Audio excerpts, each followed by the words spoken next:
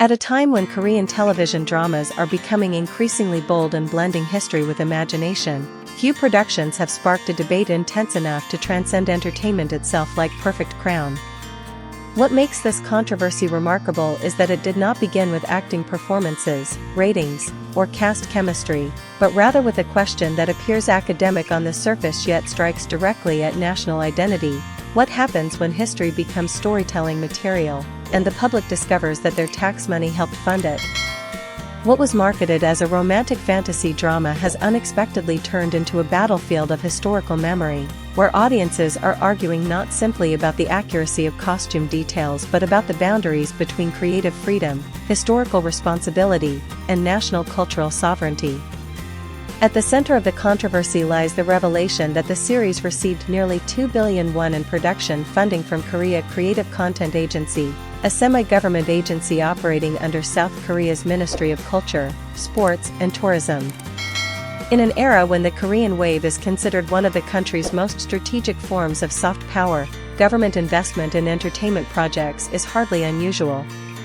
Yet the issue quickly escalated when viewers began asking a critical question: if public tax money is involved, can fiction still serve as an absolute shield against accountability?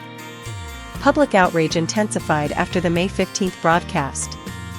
During a coronation scene, Crown Prince Ian, played by Byun Woo-suk, appears wearing a Guriumi Liugwan, rather than the Sibamai Liugwan, a ceremonial crown traditionally associated with the status of an independent emperor.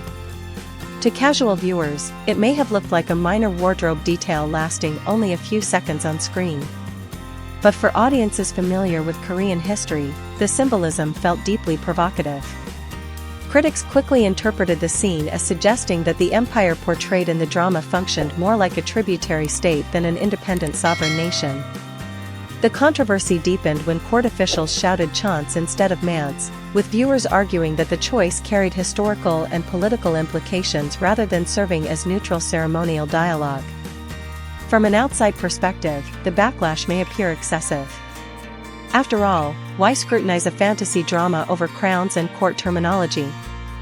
The answer lies in South Korea's historical consciousness.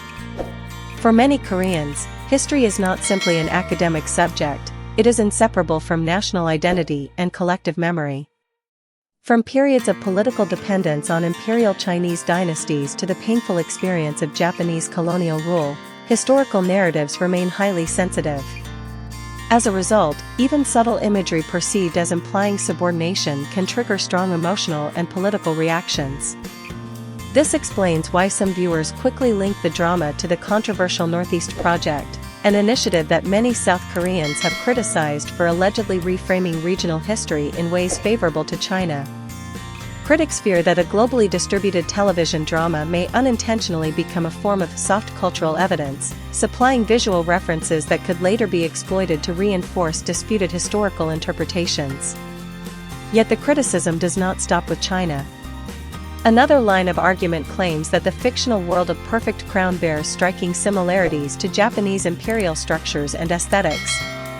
Observers point to elements such as a crown prince serving as regent, hereditary political succession, and rigid class systems as reminders of imperial narratives historically associated with Japan. Here lies a fascinating paradox: the harder the drama attempts to escape historical constraints through fantasy, the more it becomes haunted by East Asia's unresolved historical tensions. The production team, meanwhile, has defended the series by emphasizing that it is a historical romance fantasy, not a documentary or historical textbook. According to the creators, artistic freedom forms the creative DNA of the project.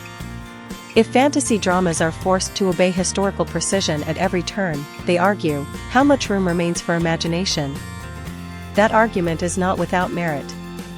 Historical fantasy as a genre thrives precisely because it reinterprets reality. Audiences have long embraced fictional worlds involving kings falling in love across timelines, queens wielding firearms, and dynasties that never existed. No one expects fantasy to function as a history lecture. However, the central dilemma surrounding Perfect Crown lies in what many scholars describe as a dangerous gray zone. The drama borrows real historical symbols while simultaneously invoking fiction to distance itself from accountability. Cultural analysts argue that viewers may forget plot details over time, but visual symbolism and emotional impressions often linger far longer. Professor Seo Kyung-duk has also warned that neighboring countries could potentially use imagery from the drama to support distorted historical narratives. His remarks elevated the issue beyond fandom disputes, framing it instead as a broader debate involving cultural diplomacy and historical interpretation. Meanwhile, Kaka itself has become a target of criticism. Many have questioned how a project carrying such historical sensitivity passed the review process in the first place. Agency representatives explained that evaluations relied primarily on project proposals, plot summaries, and partial scripts rather than completed productions. Yet this explanation raised another uncomfortable question: is oversight over taxpayer-funded cultural content too lenient? Facing mounting backlash, Kaka announced plans to reform its procedures by requiring applicants to submit historical consultation and verification plans from the earliest production stages, while strengthening post-production review mechanisms. And perhaps the most consequential twist of all, if Perfect Crown ultimately fails its final evaluation, the production team may be required to repay the entire government subsidy, along with accumulated interest. A ceremonial crown, a few shouted phrases in court, and a fantasy drama have suddenly become a billion-won controversy. But beneath the headlines lies a deeper truth. In South Korea, history does not remain confined to museums or textbooks. It lives within public memory, national pride, and even in entertainment narratives that initially appear harmless. Perhaps the greatest question raised by Perfect Crown is not whether the drama is right or wrong, but this: in an era of global streaming, when a single scene can shape the perceptions of millions, how far should creative freedom extend, and where does historical responsibility begin?